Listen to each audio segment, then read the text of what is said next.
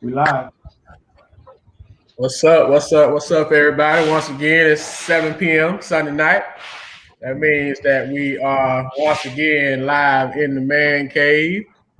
Appreciate everybody rocking with us. Appreciate you tuning in and to your number one source for Polk County High School basketball, Polk Hoops. Before we get started, I want to say what's up to the All-State PG, also to the All-State coach. What's going on, fellas? What's up? What's up? Hey, man. Tired. Been a long weekend for both of y'all, man. I was kind of, I don't want to say worried, but I thought about it. Like, should we take another week off? Because I know, bro, you had your event yesterday, and coach, I know you coming back on the road from Atlanta. So appreciate y'all. Appreciate y'all sucking it up for the good of the cause. And I know it's so we got a couple things to talk about. So we'll see kind of how it go, but. PG, I don't know if you got anything in Tuma's tape since I know you've been kind of ripping and running. So I don't. Hey, I just woke up, man. I gotta get it going. Each minute. yeah, I know it's up in there for you for a minute there. So, coach, you got anything in the coach's corner? Man, I'm gonna tell you what. It's live period time. College coaches are and he did it. You know, a lot of college coaches. You saw a lot of head coaches. You know, I know Nike got something going on. It was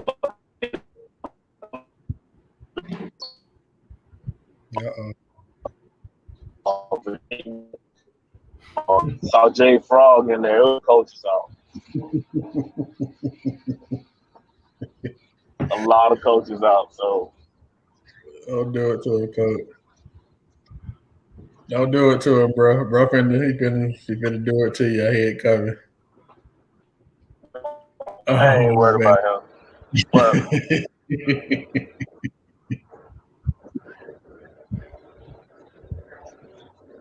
You said hopefully, you know what I'm saying. Hopefully, the go kids ahead. are in front of college coaches for the next 3 weekends. Next 2 weekends, I hope the kids are in front of college coaches. How did your kids do?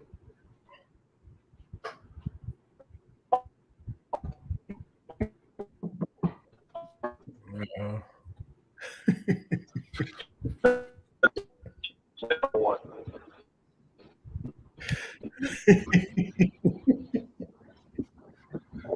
We didn't catch Come on, bro. nothing. I'm on the road. We know you're on the road, coach. So Bro, I I'm on the mean, road. oh man. But yeah, we went 3-1. On the team went 5-1. So it was a great weekend for Tony Brown. Oh, okay, great. Congrats, man.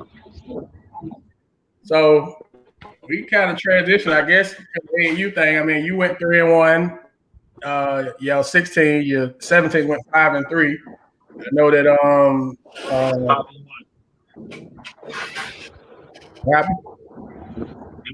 5-1. 17 went 5-1. Yeah. They Okay. lost the game by 1 point. The 17. Yeah, they lost the game. Only one game by 1 point. They went 5-1. They played really well this weekend.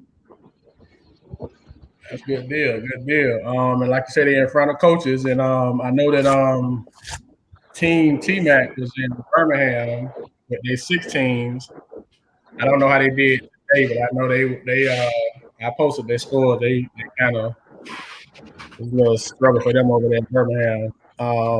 Took a tough one in the morning. Huh?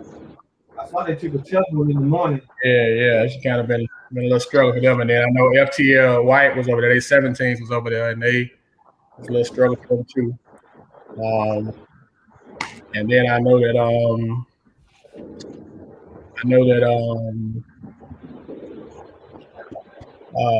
one family was in. I guess it was in Atlanta too, right? Or something on the radar, or something like that. It was on the radar event. We was at Hoop Scene. Yeah, I was And at they Hoop was Scene. on the radar. So I know they both those the one family got kids from Polk County on both teams, on the younger team and on the older team. So a lot of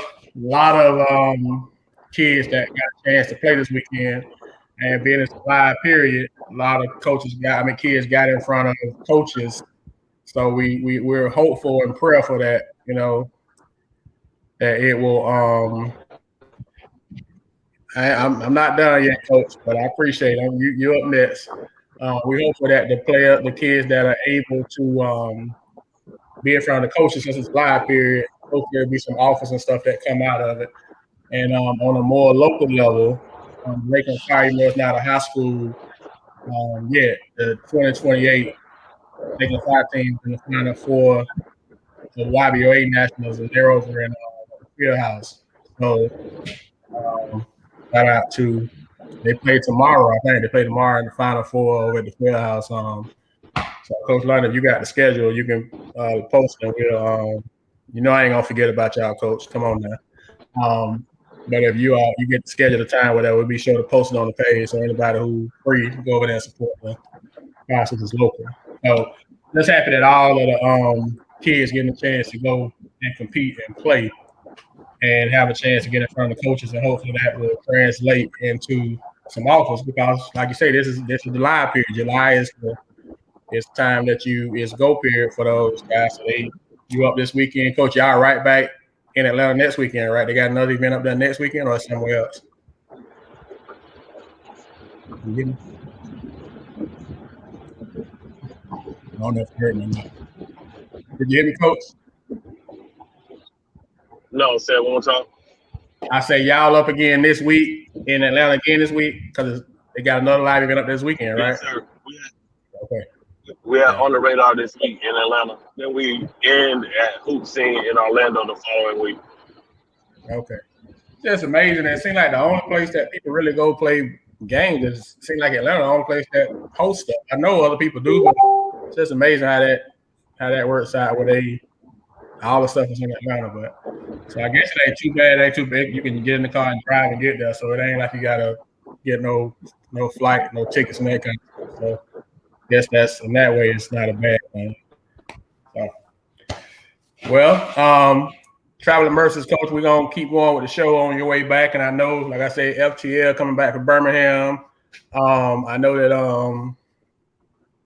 that Team T-Mac coming back from Birmingham. I know the other people coming back from Atlanta. So hopefully Traveling Mercies for you all. I saw where somebody posted on Twitter that Dylan James having a good weekend and on the radar. So they predicted he's going to end up being either top 100 or top 50 when, records come out. So he really is really putting that work. And I saw that roster. They got him on the same roster with the two kids from Santa Fe with Harvey Wilson and Matt Martin team. And I saw that I posted the team. I don't know the name of it. I guess it's SEBA. I don't want to say the wrong name, and they crucified me. But I see Tyler on a SEBA or something like that team. I don't know where they was at this weekend. I think they was in Atlanta too. I think one of those events, the team that he played with. So good luck with everybody out on the road and trying to enhance. So,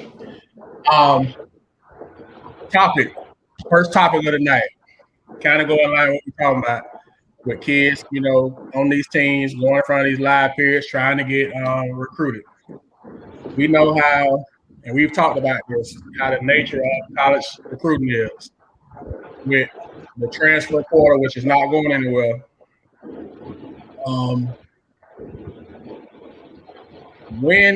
This is not going to be a sexy topic, but in Polk Hoops, we just try to keep it real and talk about stuff that's, that's relevant and that's real. I'm asking you all both this, when do we start to have a tough conversation? Because whenever you have a conversation, it's going to be a tough conversation. When do we start to have a tough conversation and let kids know that basketball is probably not in their future?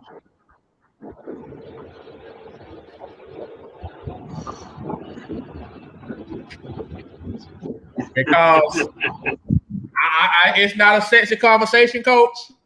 And I know we're gonna probably get crucified for it, so I'll take it. I'll take the L on the crucifixion.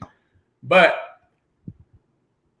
when do we have that conversation that you're, in the words of Coach McGriff, you're a fine fella, but when is it time to have that conversation that, you know what, this just might not be, you might not want to put all your eggs in this basket. You may want to start looking at a plan B or a plan C. When do you have that conversation?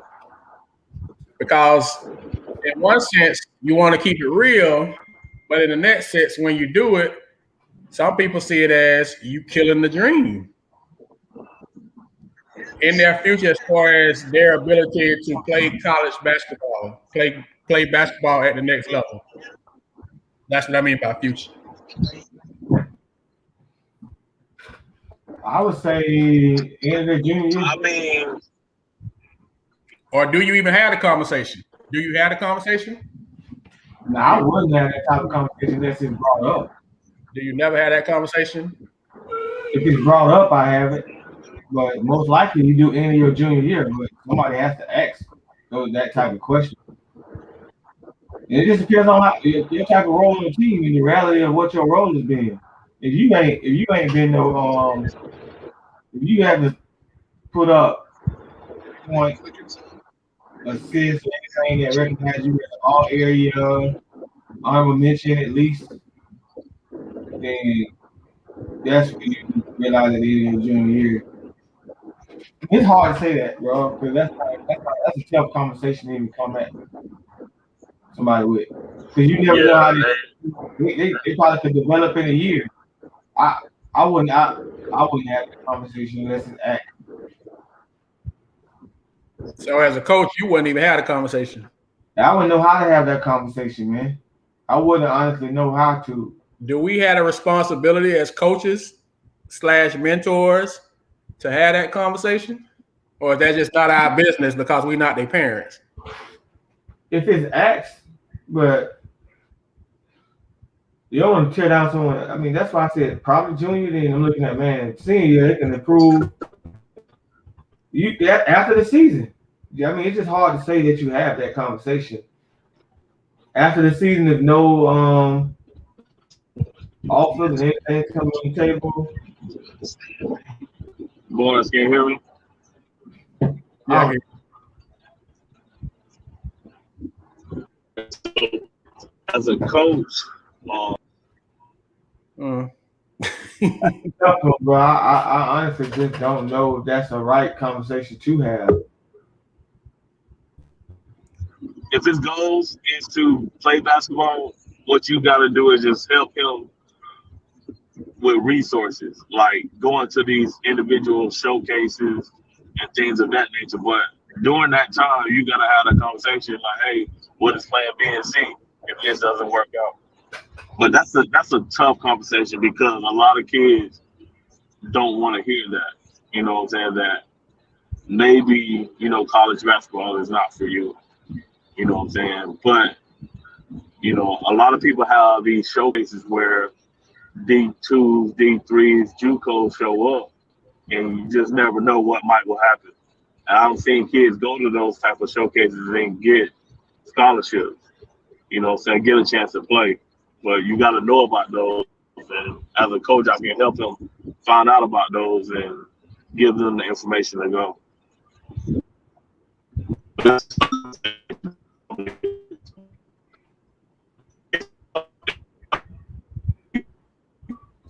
It's a great time to have that conversation. You know what I'm saying? All right. Of course, at the end of your junior year, it could be at the end of your junior year, it could be during your senior year. I've talked to people during their freshman year, like, hey, maybe you need to play more than one sport. Don't put all your eggs in one basket. Did they ask, or you just told them that? They asked. It kind of just came up in conversation. You know what I'm saying? When you start asking about what the individual goals are. I mean, because it's the reality is it's a lot easier. Not saying easier like it's easy, but it's a lot easier to get a college scholarship playing football than basketball. It's not easy to get a college scholarship. It wasn't easy before the transfer portal. Now it's even more difficult. And I'm just asking it because let's just be honest. Like right now, we got all these kids that's out, chasing a dream. And you don't want to kill a kid's dream, which is how it's going to come across.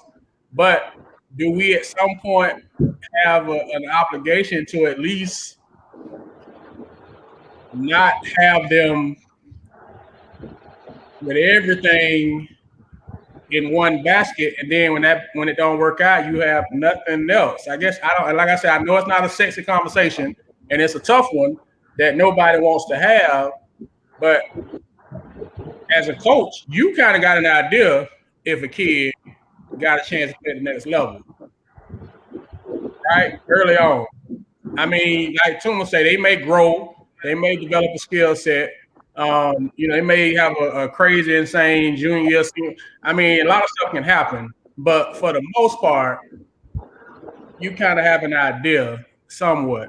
So I'm not saying to the point where you killing a kid's dream, but I'm just saying, and I know that's how it's gonna come across though, because if you're telling me all I done grew up is I'm just going to college, I'm going to college. Now you saying, hey man, you may not go to college. That's how the kid gonna take it. I get it.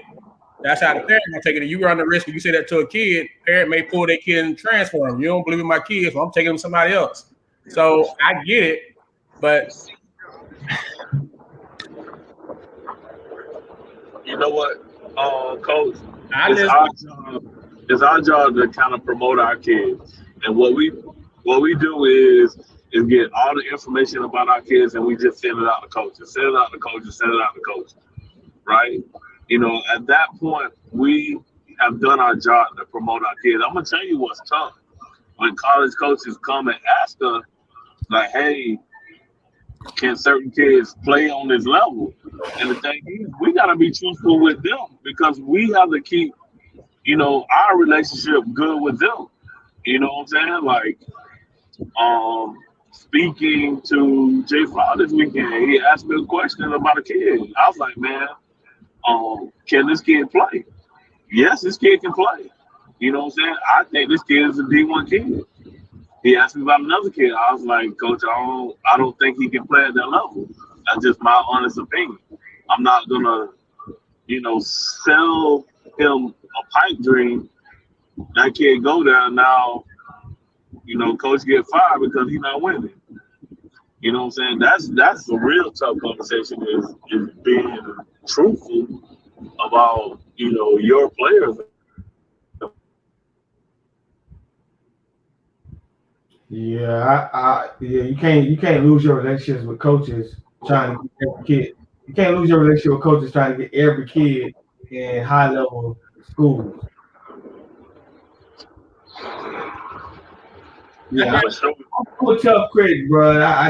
That's a tough one for me. I don't know if you ever tell a kid that they don't have. But then if you don't tell them, you get blamed for like, oh, you didn't do nothing for my child. It's a 50-50 to it. Now you're the worst coach in America because you ain't helped get my child in school. Now you're the worst kid in America because you didn't help get my child in school. And your child just ain't. And it's hard. Like I said, it's a tough conversation. It's a tough conversation, but it's a real one, man. If your child just ain't what your child think as a player and what the parent think as a parent, you ain't hating. You trying to. Why can't we keep it real, for lack of a better way of putting it, and still have the best interest of the child at heart? Why, when you keep it real, you don't have the best interest of the child at heart? I guess that's another part of the question. And I can tell you at Tony Bradley League, especially with me and Coach Hayes, we have sent information out from NAIA all the way up to Division I on our kids. So we're going to get that information out. But not only do we talk about our kids in our program, we talk about kids in the county too that don't even play for us. You know what I'm saying? We all about kids. So we pumping kids that don't even play for us, that play for one family or play for Team T-Mac and fill in the lanes. we let them know about, hey, you need to keep an eye on these kids. You know what I'm saying? These kids should be on your radar. You know what I'm saying? And that's one thing that we do because we want to see every kid, successful. That's the reality. The reality is on a 15-player roster, unless you're on a shoe contract type setup, a third of them kids is probably going to get a legitimate chance to go play ball. So 15 kids, you got 3 to 5 that's going to get a legitimate shot. So for the other 12 or so, I don't know. It's 50-50. You know your role. Like as a kid, though, you should know your role, and then the dream, the reality should sink in at that time.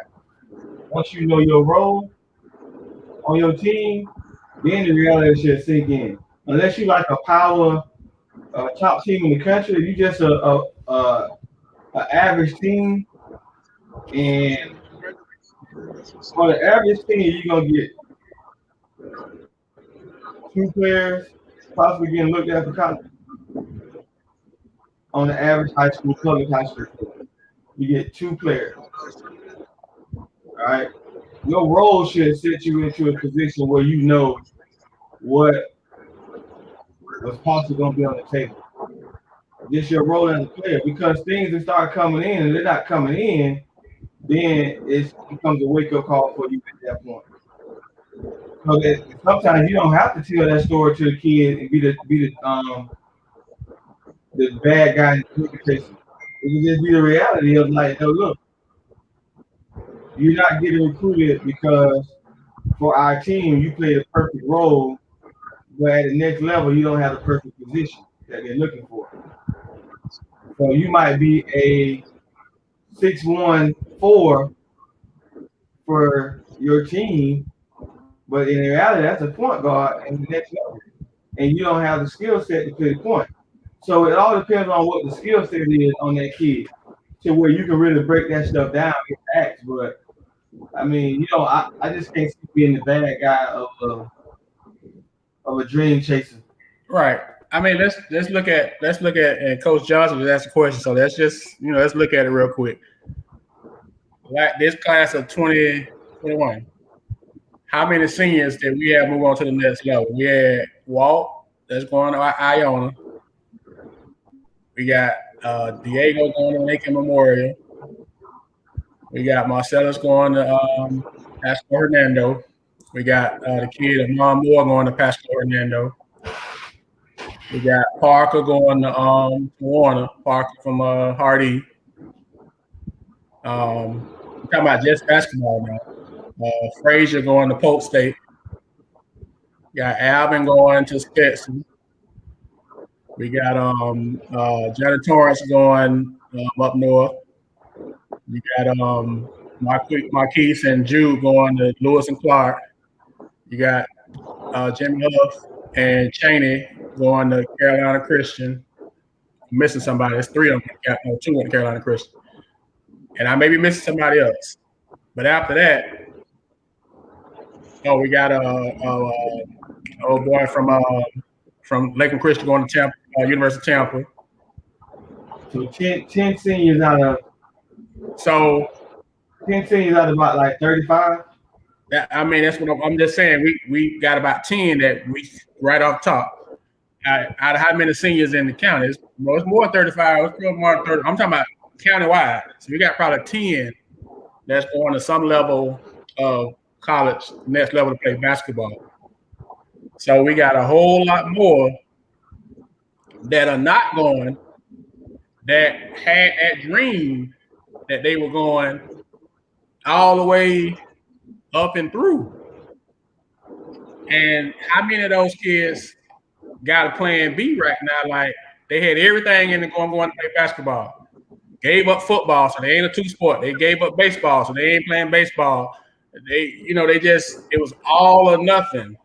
And so now you essentially got nothing. And so as a coach, and we may not be obligated. I said I'm on Sean, I'm on from Ridge, Champ, and Champ too. So I'm on Champ and Jude. But I mean it's less than 20. Let's say that. It's less than 20 countywide. That's probably a fair number. 20 is a round number. But and we don't have to, but are we obligated if we're filling the whole total coach mentor role to at least bring it up? Not that we killing the dream. I say Amon, Sean, Amon, and Martin going to Pastor Hernando. Are we? Is that something that we should be? Should it be? And like I said, I know it's not a sexy conversation. It's not something nobody want to hear. But if we, I don't know. I just think that we gotta start to kind of try to help the kids, and sometimes helping them is saying, "Hey, they want to start looking at it." Like I say, I'm gonna be probably get crucified. You know, start looking at a trade. You may want to start looking at something academically. You know, I just at least the conversation. So it ain't anything where ain't nobody tell me if I would have known, you know, that type of stuff. I just think we gotta at least try to. I don't know. But I thought that was a conversation that, you know, like just and somebody said in the chat, this is my thing. Okay, so we had about 20, let's just say 20 for 21. That's in a round number. It stands to reason we're gonna have less in 2022. Now 2023 and 2024 we're gonna have a lot of kids, but 2022 we could be even less kids than this year. So I don't know. Like I said, I know it's not a sexy conversation. It's not something people want to talk about, but I just think that it's something that if we got a chance to, because a lot of times, let's just be real, these kids are gonna listen to you as the coach, you as the mentor, in some cases, and take it more than they take it from their parent. I agree with that. That's just facts. If you tell them to them, that's gonna be law. Like what you said about your girls. You say something, you put a call in, they dropping whatever they doing. I don't care where they at. Tallahassee, Miami, Daytona, wherever. Coach, you can call one of your kids right now overseas, and it's if coach said it's law. And the mom and dad sitting there like, well, dang, they jump for you and won't jump for me. So that's just real. That's just real. Like they jump for you. So if you got that type of influence, first of all, they know you ain't coming from a place of hate because you don't put all this time in with them. So they know you care about them and you love them. So as a coach, as a mentor, loving you sometimes is keeping it real with you. Like, hey, don't get yourself caught. I ain't telling you not to chase it, but I am telling you to be realistic and have you something else to kind of, you know, like at my school, when the kids start applying for college, I don't care if Florida been their dream school all their life. We require them to apply to at least 3 to 4 schools. Tuma, you know this for a fact. Even though you know Florida's your dream school, even though you know FAMU is your dream school, that's great. But you still apply to 3 to 4, 5 different schools, so you give yourself some options. Don't put all your eggs in that basket. That's what you want. That's your dream. That's your goal. That's all in great. But keep it real. It's better to have a B, C, D, E that you never need as opposed to put it all in A. It don't work out. And now you sitting there like, oh, man, what I'm going to do? You walk around like with a flashlight in the daytime, like what's going to happen? So that's just all that's kind of where I'm coming from. But to transition right into that, I saw a tweet, and I want to get y'all take on this. Parents probably going to kill me on this one, but it was a tweet now, so I'm just repeating it. It said, parents, college coaches are recruiting you too. Be careful what you say and how you act in those stands. Not all coaches have coaching gear on. What's y'all take on that? I don't agree with that.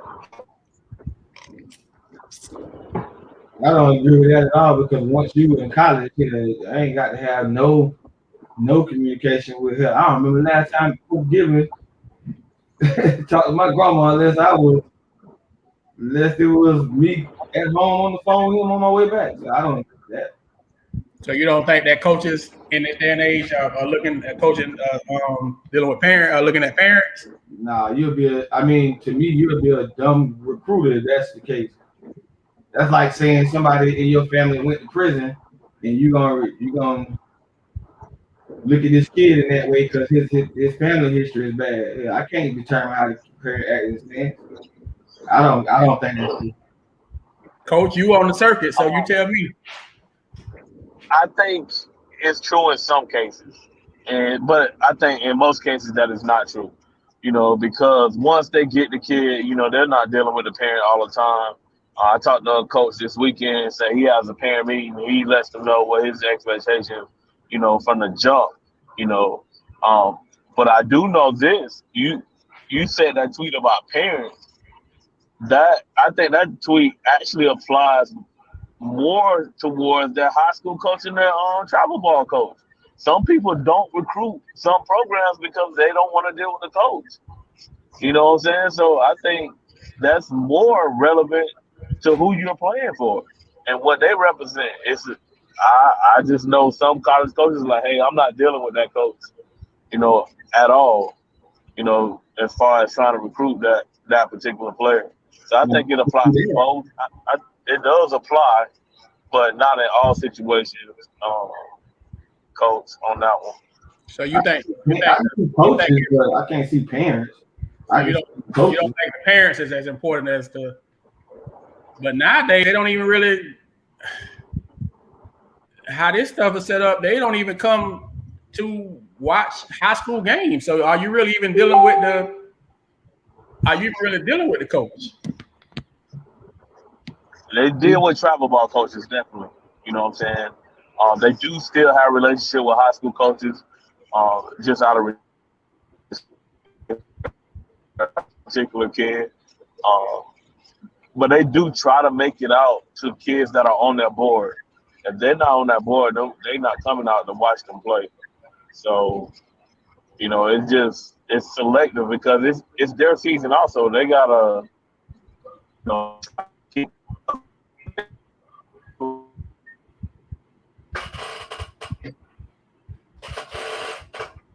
Now, I can see coaches buying the parents. You don't think it's a bigger deal with the parents? Yeah. I got recruited, and sitting down with it, but you get to college, man, you ain't got to have no access with no parent. I'm not talking about once they get to college. I'm talking about before, like when you recruit. All you basically doing is meeting the parent. I think what's the most times you can meet get recruited like openly, like 3 or 5 times or something like that? Well, you got to meet with the parent. How many times you can come to the house? When that's open season, you come in as time as you want. Yeah, I don't think so. I don't think that's important. You think that's overstated, but the coach is not overstated. How they are now in the like if they asking for something that's more than what they should be asking for, but as far as how they react in the stands, no, I don't think so. Okay. Good question. I like that, but I just feel like that's a total lie. My opinion, I don't think that's a total lie. Yeah. I gotta ask the coach that. I gotta ask the coach that. You focus on recruiting the parent?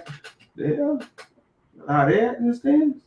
I mean, like I said, it's a tweet that and a coach posted it. That's where I got it from. I saw a coach posted it on his a coach posted on his Twitter page. That's where I saw it. I saw it the other day. So Kelly, I'm only giving an opinion. I mean, you're right. It's been 20 years. I just think that's a stupid way to recruit. To be worried about how a parent acts in the stands. The kid behavior is great. Why the hell don't worry about the parent in the stands on how they react? It might be I mean, look at LeBron James on them moments. They was lucky go wild type of parents. They ain't got nothing to do with how he played on the court. I mean, I just think that'd be crazy. In my opinion, it might be happening. You said Coach did. I just think that's a stupid way to recruit to be. Oh, that parent act wild in the stands. Yeah, they might love the game that much. I don't know. That to me, that's shit. Now you got the. What's crazy? Okay. You worry about the parent? I know it happens. And you know what I'm saying? Like today, It does happen. It's a different day now than it was. You know, just the whole recruiting landscape is different now. You know, than it was. So you kind of. I'm not disagreeing. I think I'm just personally giving my opinion. I think that's some stupid stuff to be worried about how they reacting at a game in the stands.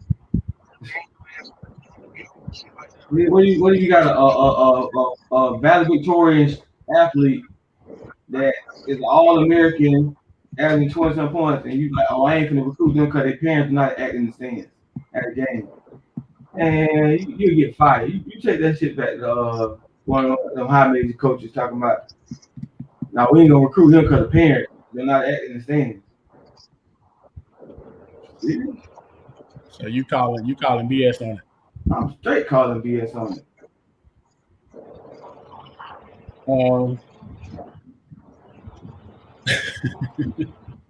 All right. Well, I can say it does happen. It's not as prevalent as you think it may be from that tweet. So, but it does happen. It does happen. So, all right. Got another thing I saw over the weekend. Get y'all take on this. You all know where we kind of talked about it, the whole NIL thing, you know, where the players are starting to be able to make money off their likeness and at the college level. I don't know if you all saw this. I saw it this morning, so I figured we'll talk about it. I'm just going to read you the headline. It says 16-year-old Jaylen Lewis becomes youngest player to sign $1 million pro basketball contract in American history. Rising basketball star Jaylen Lewis is making history as the youngest player to sign a professional basketball contract in the country. The 16-year-old has reportedly signed a $1 million multi-year deal with Overtime Elite. He's a junior in high school right now. So we know that NIL is at the college level, but he is a high school junior. Is this stuff like the twins down south? They were saying was getting a $500,000 contract. And I just heard they still playing basketball in high school. So at that point, you give up. Once you take the money, playing high school, baby. You're not high school no more. You officially gave up all your eligibility once you take money. So the question, I guess my question is, we were looking at this from a college perspective. But you gotta trickle down in the high school. But no, you gotta think about this. If they're playing for money, they give up their amateur status. This is for their likeness. Because remember, college athletes are receiving this money from their likeness and still able to play. You know what I'm saying? If you're playing professional in a professional league, you give up your amateur status. But this is just getting paid from your likeness. Okay. You know what I'm saying? So that's the difference between it. So the college guy's good, but he's going to be done once if he decides, unless they sign him to not play until after he get done with high school. I don't know if that's he's going to go right from high school and start playing with them, but that's... It could be a loophole. It could be a loophole, and I'm not sure. I'm about to research this. Like I said, he could be playing to benefit off of his likeness and basically say that he's playing in that league for nothing. You know what I'm saying? It's basically verbiage and how it's structured. Because he could be like playing in the league for nothing. He's not getting paid. So now he's not giving up his amateur status.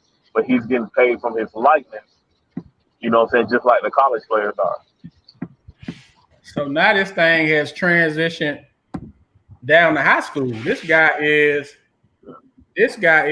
a junior in high school. He's 16 years old. So Yeah. now we know that, you know, some people saying it's gonna kill college basketball and college sports, but do you now possibly kill high school sports too?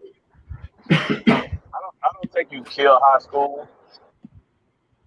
You're just not gonna be privileged to see that top 5%, that top 5% of those top 50 kids maybe playing high school anymore. What's y'all take on that? Oh God, that's a tough one, man. I mean, some of these kids are so skilled that they can play pro ball and get 500,000 millions. As a parent, do you tell your child to give up high school and go play and go take the money and run at 16 years old? No, that's tough, bro. You a parent. That is tough. I think from a parent's perspective, I'm gonna allow my child to be a child. You have all your life to be an adult. So I probably step in on that one. Me as a parent. You know what I'm saying? Because I'm gonna do my best to provide my kid with everything that he needs. But you know, when people dangling $1 million in front of you, but that's hard to turn down. Hard to turn down, bro. $1 million. I mean, $1 million at 16 years old. How do you say no to $1 million at 16 years old? I mean, what parent?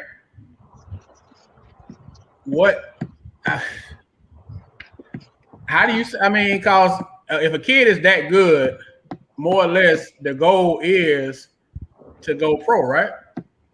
Yeah. So if I'm already going to get $1 million at 16, I'm already at the goal, right? So why go? Why go to school? Why? Who? I mean, what's the point? What's the purpose? But you know what, Barnes? That's what all the Europeans do. You know what I'm saying? They be playing pro ball early. That's what Killian was doing. That's what the boy from Lakeland, Derek Duran's son did. That's what Ball did. So it's being done. So I'm like, it's probably gonna be the new trend, the European League. That was my point I'm coming to. So are we as Americans? Are we as Americans about to become like the Europeans and catch up? Because that's what they do. They start playing pro ball early, and they catch up. I mean, they be ahead of us. So are we now with our top kids? Now, once again, it's only going to be able to be the top kids. Do we now catch up because of this rule that they can go ahead if you good like the kid that we was talking about on here before? What the kid name? Imani Bates. Remember how good we said he was, and we had that discussion. He was gonna go to Michigan State instead of going to the G League or whatever. And now he done withdrew from Michigan State, and now he probably about to go do the same thing we was talking about. So, do we now become? Does America now catch up to the Europeans because of this new likeness thing? I guess essentially, it's a loop. Like you said, it's a loophole around it. I mean, it would seem it's a loophole around it anyway. Why do we? Why do we make it a bad thing when it's already been done in America? It's already been done in Europe. Why is it such a bad thing in America? Exactly. So that's my point. So if he good enough to go at 16, why is that? That's what they do in Europe every day. So as a parent, if you got it, like I'm saying, if I got a child that's that good, we've had to talk about the league. That's the goal. If a kid is that good, we talking about the league. We talking about the league as soon as he can get to the league. So if he can get to the league at 16, I mean, I get what Coach saying about being a kid, but I mean, is he really a kid at this point? Was LeBron ever really a kid, bro? Was Kobe ever really a kid? God bless. I mean, they never were kids, bro, because they were phenoms at the sport. So if this kid getting $1 million deal, he's not a kid. He's a phenom. I ain't seen him play. I ain't seen his highlights. I'm gonna pull him up after we get done with the show. But if somebody offered him $1 million, he got to be unreal right now. Wouldn't you? I mean, would you not say that? I mean, I don't know. I'm just like, what? If that's what he talking about, if that's what we talking about doing, then what's the, like you said, bro? What's the negative in that if that's what the goal is anyway?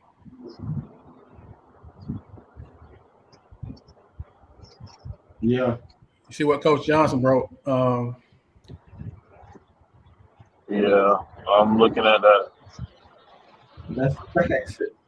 And then this CJ just made a good point. I don't know if y'all know the kid that's the number one kid that's going on Gonzaga, the 7-1 that Homer kid who real tough. He going to Gonzaga for a year, then he gonna go to the league and be number one. But if he would have got that money before he went to Gonzaga, would he have went to Gonzaga? What's the point? A lot of kids go to the league. I mean, go to college for that 1 year just because they have to, because that's the rule. Ben Simmons, we know it was well documented. Bill Simmons didn't go to one class once he got to LSU because he wasn't there for school, so he just went straight for basketball. So, like you're saying, what's the point? Yeah. What's the point? I mean, I don't know. I didn't know what y'all take would be on that. That was just a and to go into that, you know,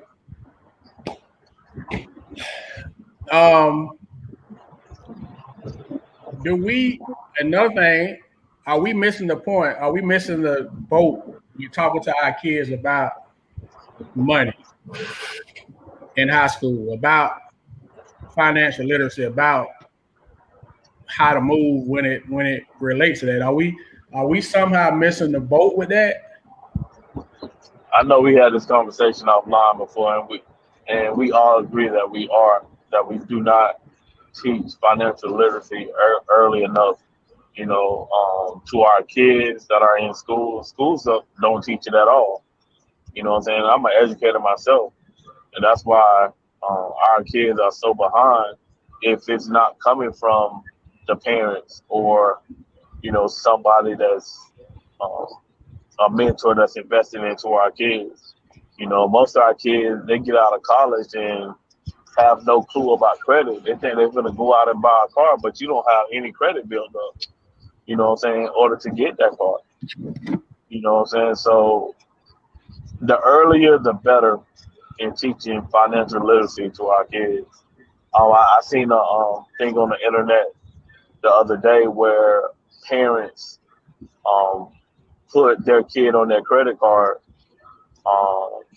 and they gave the kid, as an authorized user. So the kid, once he graduated from high school, he had credit built up already. You know what I'm saying? So the earlier, the better teaching our kids about financial literacy. I mean, because if this guy get the $1 million, like you said, if he ain't got the right, type of conversation, he ain't gonna have it long anyway. But I mean, Coach Johnson, I kind of disagree. If you're a coach, you're a teacher. But I get what you're saying. You're not a teacher. Like, that's not your job. But every coach is a teacher, and you're in a position where you teaching and they listening to you. So I just think that we got to do a better job. I get your point though, Coach, that you're not like at frost proof. Like, that's not your 9 to 5. But I just think we got to do a better job of, like, for example, Alvin, I don't know if y'all saw the thing. Alvin Kamara was saying he ain't spent. No, I got what you're saying, Coach. I got what you're saying, and you're right. He ain't spent none of his signing, his NFL money. All the money he spent so far in NFL has been from endorsements. Endorsements, yeah. He keeping it, and he not spending none of his money on nothing. And he said he learned a lesson from an old guy. I'm trying to look it up right now. Geez, I can't. And I said it was a couple weeks ago that I had it, but he made a good point. He said an old guy once told him. Here it is. He said, OG. He called him OG. He said OG told him something that stuck with him in high school. In high school now, he says 25 things that matter in life. He said the first one is money, and the other 24 don't matter. What y'all thought? I'm gonna tell you what, I agree with that. Kamara said this. He said OG told him this in high school. He told him there's 25 things that matter in life. The first one is money, and the other 24 don't matter. I agree with that. Coach, one of my kids that's playing overseas right now, right? He get his first contract. He comes back home and he asked me to borrow some money. I'm like, what did you do with your money? Coach, he had bought like 100 pair of Jordans or something. You know what I'm saying? So I'm like, you kidding me, right? And now you need money because you was irresponsible with the money that you was making overseas? Like, Coach, he had no idea. Had no clue. Coach, and all this stuff go together. You don't know about money. You end up not being, not getting a scholarship or not being able to go to play the next level. You don't have a plan B. So now what? You know what I'm saying? It's like all that stuff kind of run together. I mean, bro, you got to take on. You got a opinion on it? Nah, because I agree that's a great quote. Bro, it's real spill, man. We out here, bro. We talk all the time off the air. Me and you talk a lot about finances, about building. I mean, everybody trying to position themselves in a much better financial state. And we can say that. I would say two things. I would say money and happiness. Can you be happy without money? Yes. How happy can you be without money in today's climate? How happy can you be without money? Happy without being rich. That came from an OG, right? That OG probably got money, and that came from somebody who was a millionaire, correct? Yeah, millionaire now, yeah. Kamara. Yeah. I mean, you can be happy without being rich. I don't know. I say rich. I say, can you be happy without money? I say you can. It's all about peace of mind. And I get it. That's what we say. But if we keep it at G, can we be happy? Most of our moves, when I say our, I'm saying society, most of our moves have a financial basis behind them in today's society. The job you take, the house that you buy, the car that you buy, trips that you take, most, if not just like with you all, Coach, you have to tune with the step team. You have to make decisions based off of money. You have to figure out a way to get the money to do what you're wanting to do. Coach Harris, what's money? That's a good question. I mean,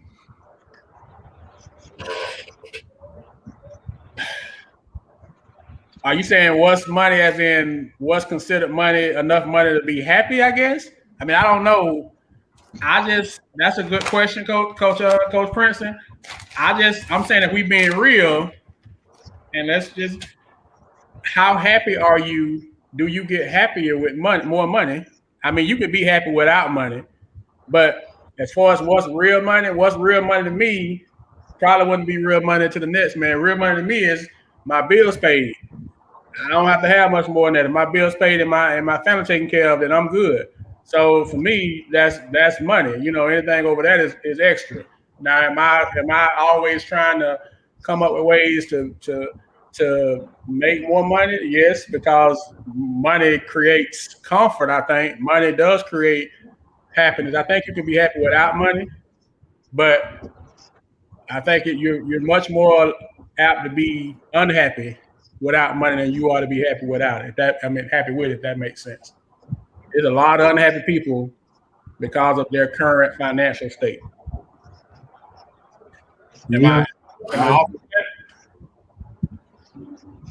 When you look at your bank account and it don't line up, if we being real now, you off in school and everybody going to the mall to get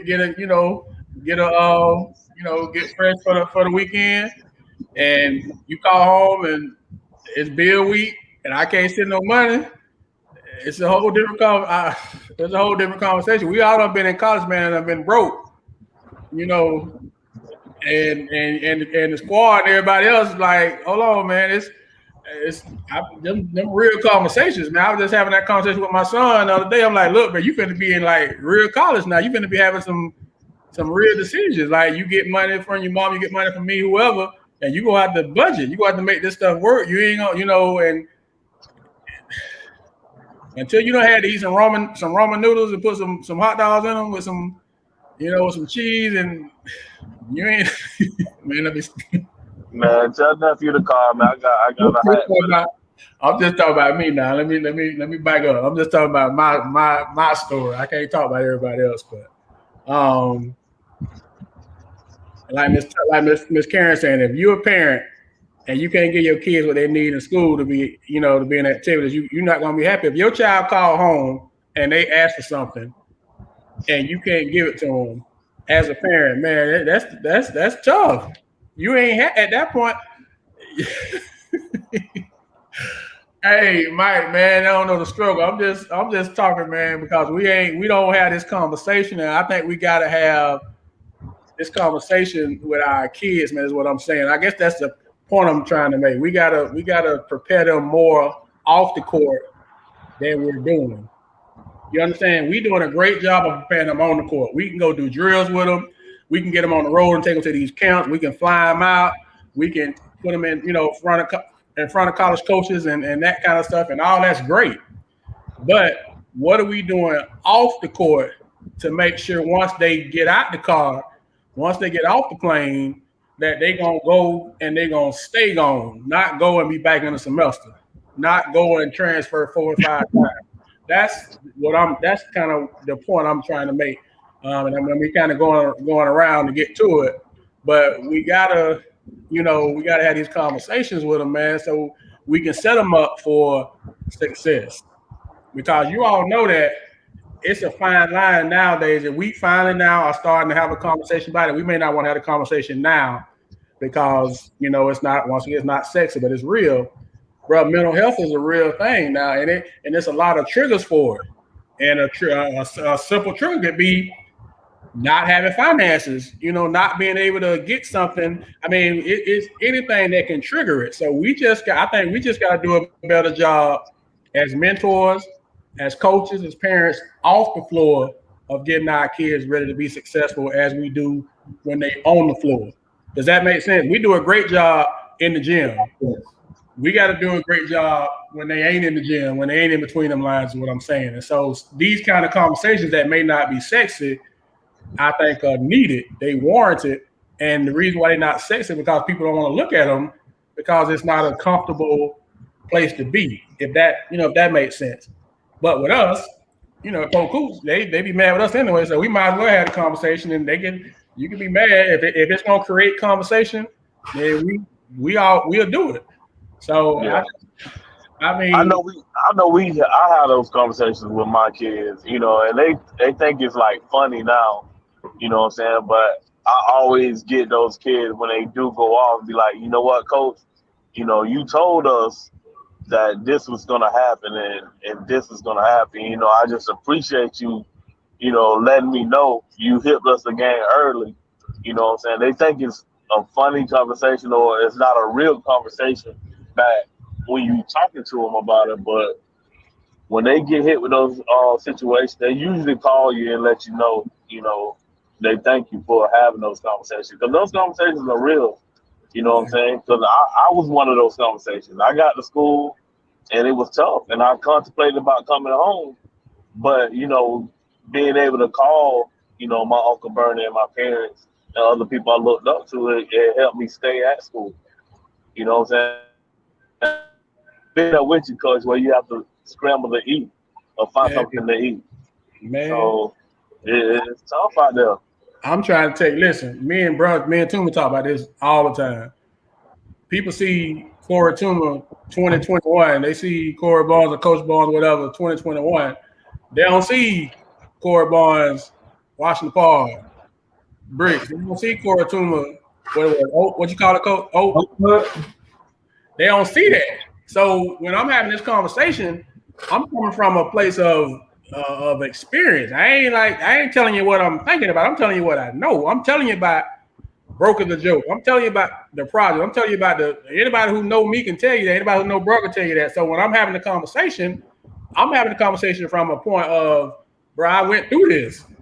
And if I wish I would have had somebody to have these type of conversations with me coming up to put me on certain stuff, financial stuff. And we didn't have nothing. But just to look, you need to be thinking about this kind of stuff. You need to be trying to make these kind of moves. You need to be kind of just putting yourself in this situation. But so it ain't about money, but keeping it G, it is about money. It ain't about money, but it is about money because 90% of the moves that you make are, and we can say how we want to say it, are financially motivated. Yes. That's just facts. That's just facts. And not saying that you got to have $1 million to be happy, but who ain't trying to get to $1 million with what they're doing? Do you have to be taught financial literacy? Or can you teach yourself? Just on how you do it. Because I taught myself. And today I was called cheap. Like I was the player, I was the teammate that when we got the meal money, instead of going out to the fancy restaurant, I would go to the store and buy bread and bologna and cheese and get laughed at.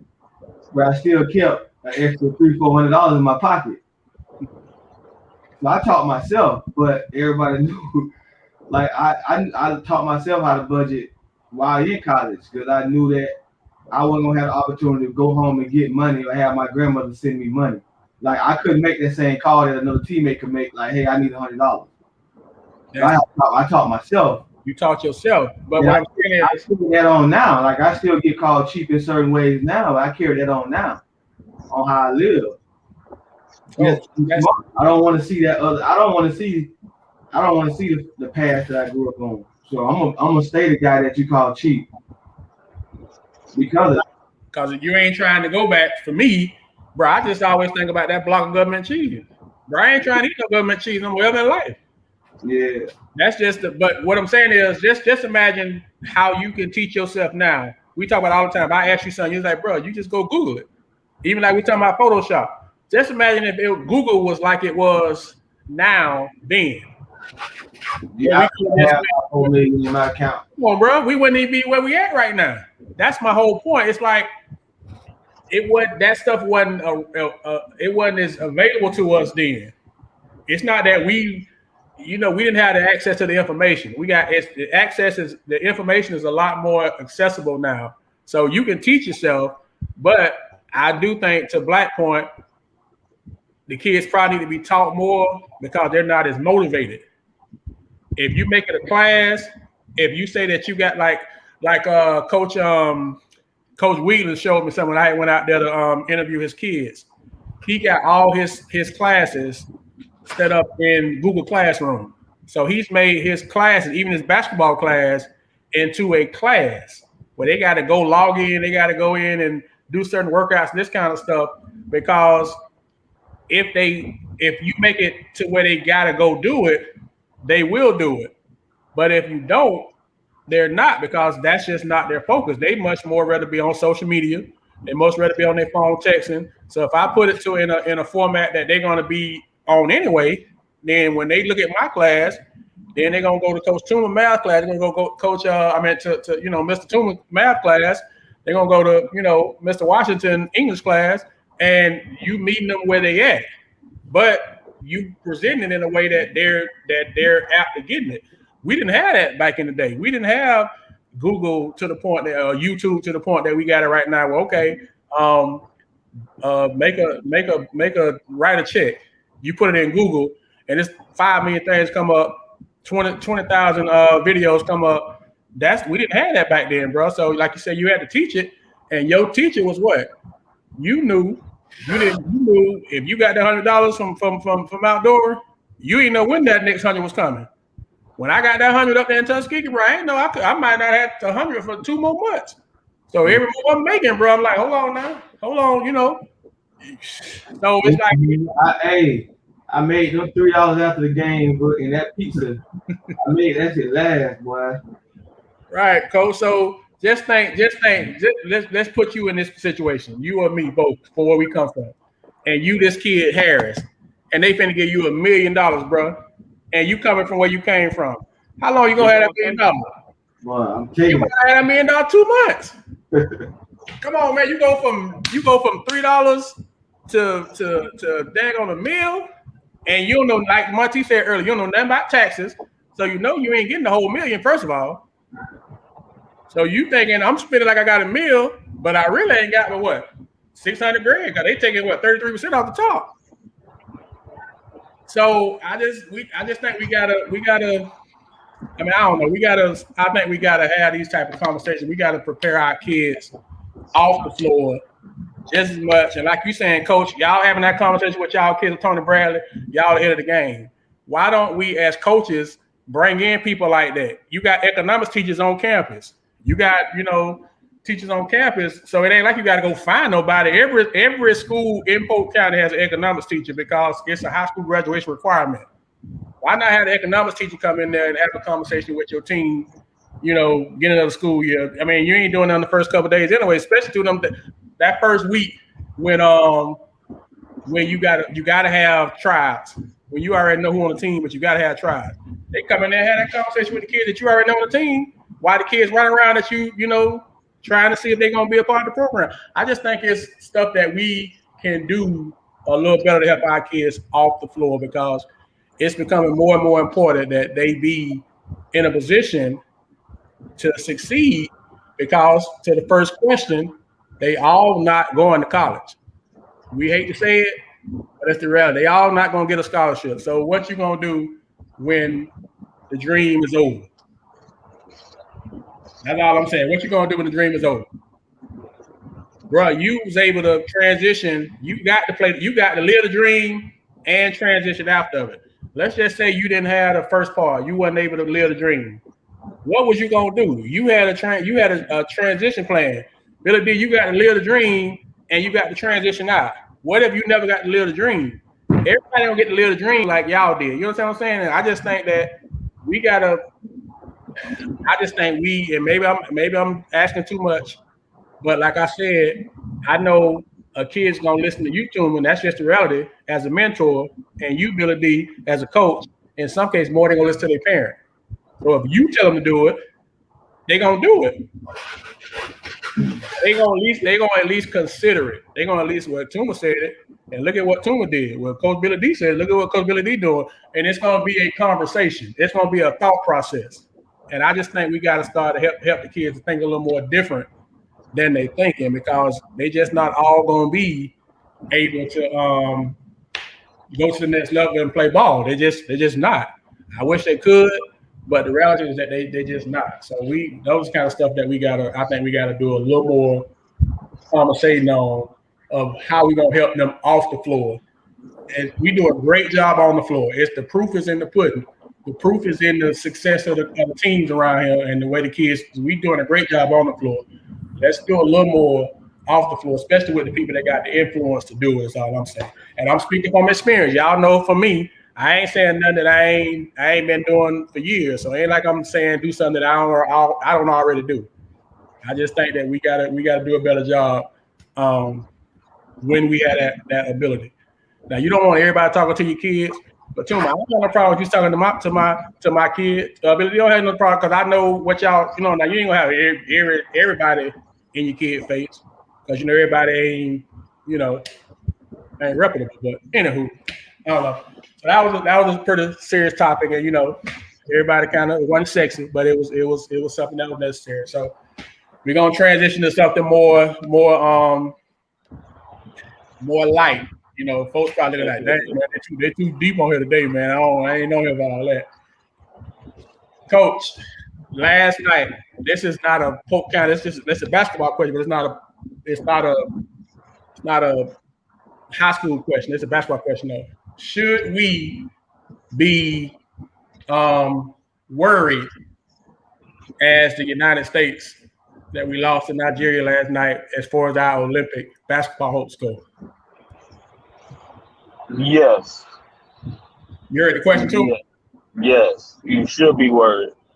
And the thing is that I don't think that team is a great team anyway. It's just let us know that we're not as dominant as we may think we are.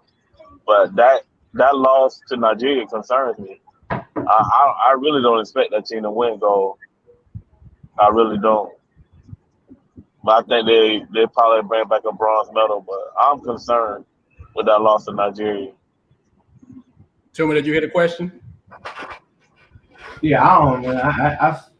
They it's a concern about them because they're fresh off of playing, bro. So they ain't got no break, man. I don't even know why them guys out there doing. They should let college do that. So you think it's because it's no break? It was just tired, man. The lack of effort ain't gonna be good. Nigeria, yeah, I don't even want to see that.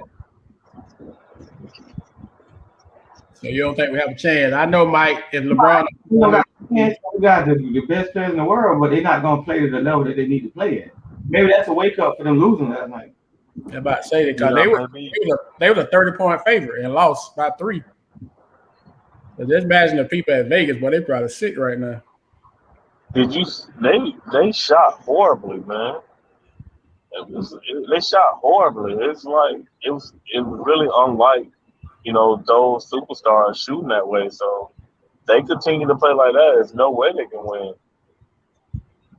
I think it might be a wake up call too. I think they just was gonna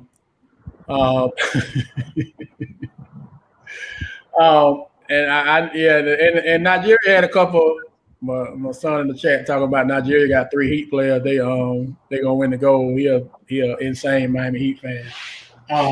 That's the other thing we gotta realize too. They playing against other NBA players too, man. Other people catching up. Mm-hmm. Other countries catching up with the talent level they got compared to our talent level. I agree with that too. And to Nigeria, that was a gold medal game for them. To the United States, that was just it was just an exhibition for them. But for Nigeria, it was a gold medal game, and that's how they played. And everybody gonna play the United States like that. So I just want to get y'all taking the last one before we get off. Tonight, game 3. It shifts to Milwaukee. Phoenix, Milwaukee, who y'all got and why? Milwaukee home. Probably make some little adjustments, but home crowd playing at home. And I mean they were in game too. So I just feel like they'll be able to answer and play better at home. I actually agree with Tuma. I think they're gonna come out swinging. Home will give them a boost of confidence, and their pattern throughout the playoffs. Coming home, they have played very well in game 3 or that swing game when they're playing at home. So I expect them to win this one, but I think they'll lose the next one. So you don't think it's going 7? No, I don't think it's going 7. Tuma, you think it's going 7, right? Well, I think it's going 7. I think everybody went at home.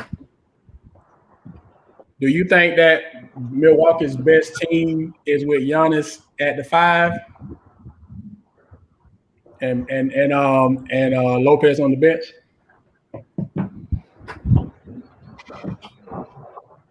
I think Milwaukee's best team is what they've been doing all the season. They just First 2 games at home, bro.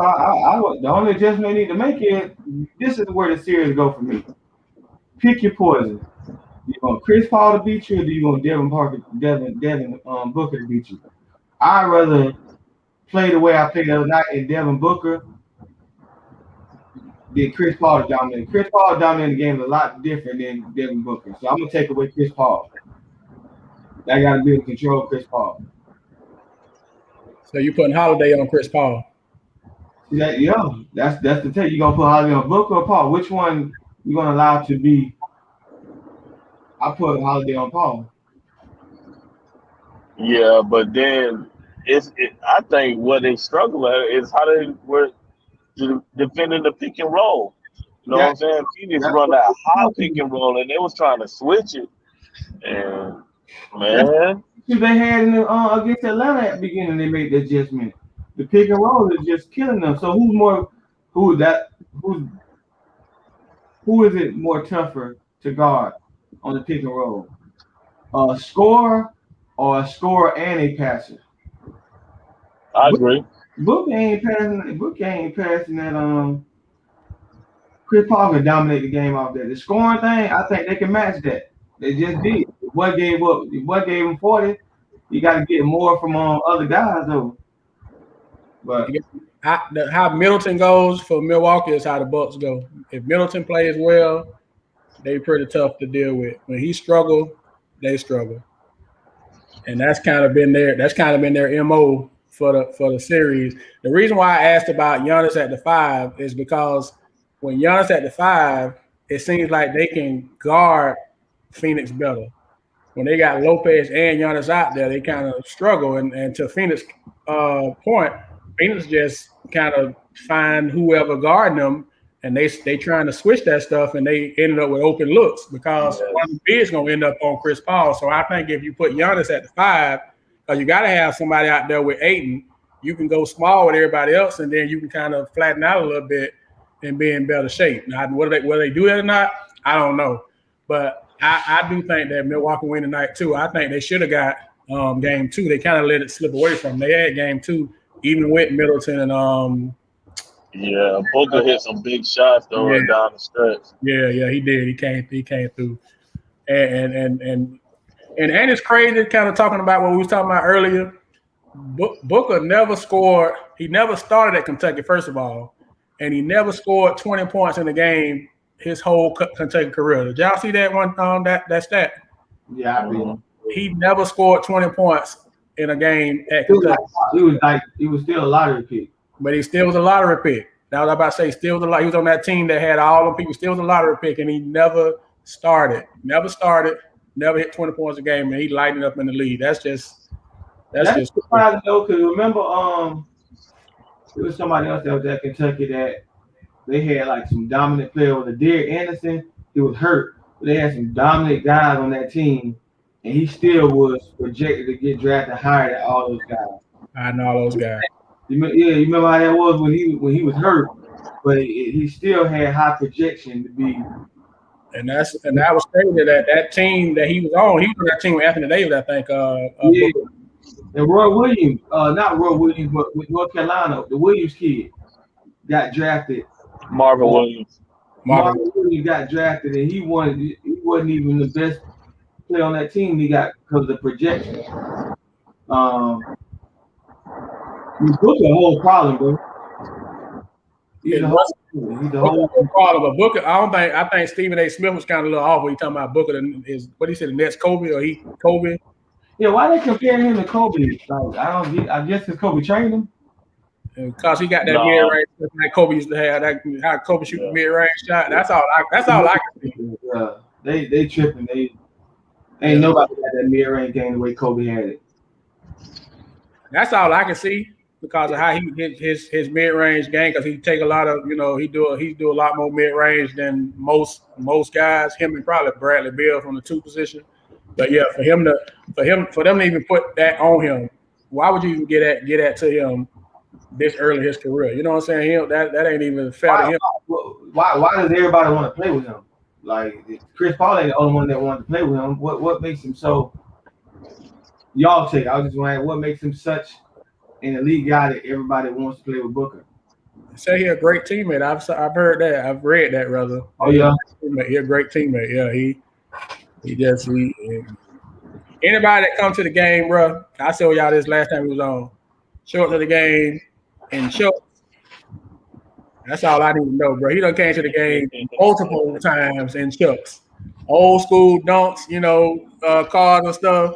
But when he had them chucks on, I'm like, man, that's all I need to see. It's a wrap. So who don't want to play with somebody who still wear chucks in the NBA, bro? He got a pair of black ones and white ones. So for me, that's what did it for me. So we all three got Milwaukee tonight. Tuma, you got it 7 games. Coach, you got it. How many games you got? You said I got 7. How many you got it? I got Phoenix winning it, but I'll give you a better answer on if it's gonna go 7 tonight. If they struggle to win, if it's like a fight, then it ain't. I'm with Billy D. It ain't going 7. But if they can just blow out and you just see the way the home court adjustment goes for them, then I can see 7. So I'll be able to tell you tonight. Okay. Well, I know how this home game go. Okay. Well, I know it just started, so we're gonna unless y'all got anything else, we're gonna wrap on up for the night so people can go check it out. It's early, it's not 9 o'clock? Yeah, they did at 8 o'clock, so it's on right now. So Coach, man, and also I want to let you get off so you can finish up your route. The only game that's local, Miss Tully, I know tomorrow, that Lakeland Fire team 2028, they over at the field house. They in the YBOA National Final Four.